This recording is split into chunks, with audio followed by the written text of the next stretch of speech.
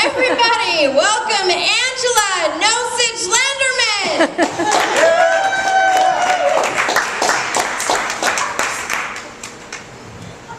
Thank you. And so I have to admit that lately I've been going to the mall when I have my days off and such. And I found that the people in those little center areas seem to think that I need all of the crap that they sell, like mud from the Dead Sea and stuff.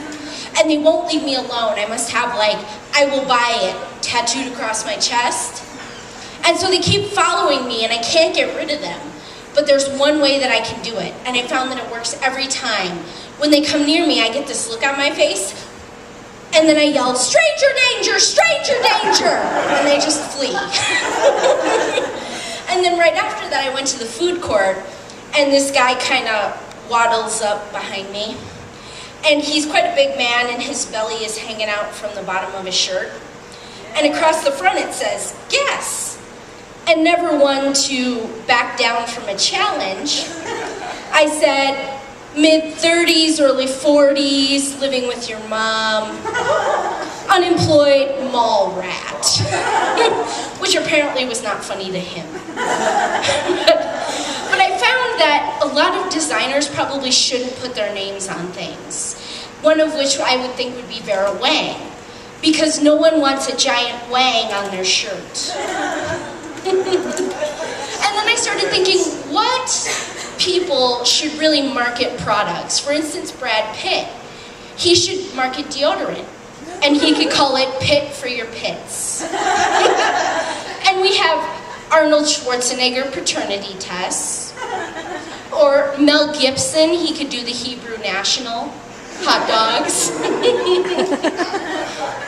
Or you could have Cookie Monster now, and we'll go into this later. He could market cabbage, because apparently he has to be healthy. And that's the new big thing with Sesame Street. They've decided that Cookie Monster can't eat cookies all the time because it's unhealthy. And I thought, well, are they going to bring new monsters in, like maybe his overbearing family?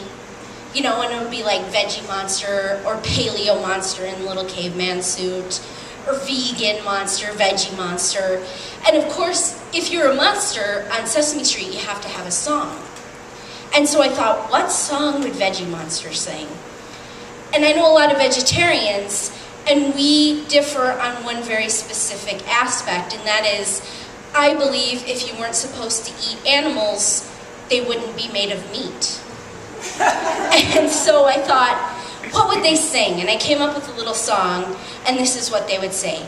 Meat is murder, you know it's true. You won't eat people, but you'll eat an ewe. That's a sheep. If you eat too much meat, you'll get big and fat. You won't be able to move, and you won't like that. And I thought people put a lot of faith in puppets. And that's, I think, why Jeff Dunham does so well, the guy with the little puppets, and, you know, he does the terrorist puppets and stuff. And just recently he was coming into town, and my husband had called my father-in-law, and he said, oh yeah, Jeff Dunham, the guy with the puppets. And my father-in-law said, yeah, that's really sad that he's dead. And my husband said, yeah, because that's going to make his show next week really hard to do. And my father-in-law said, no, I didn't mean the comedian, I meant the puppets. All dead, terrible bus crash, it was awful. And I have to admit, I had a really great childhood as a kid. You know, I grew up with my family in this beautiful house, and I was an only child except for my 4 siblings. And we had, you know, a very normal household, but we had a wrestling ring in our basement.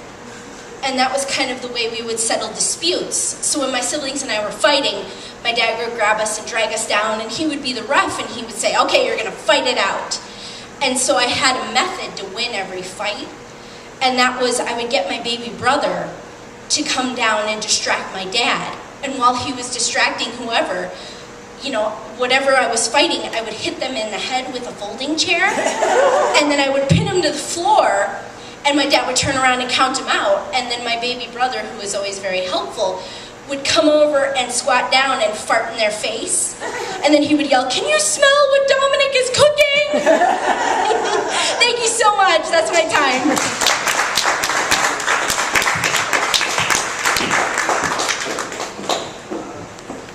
All this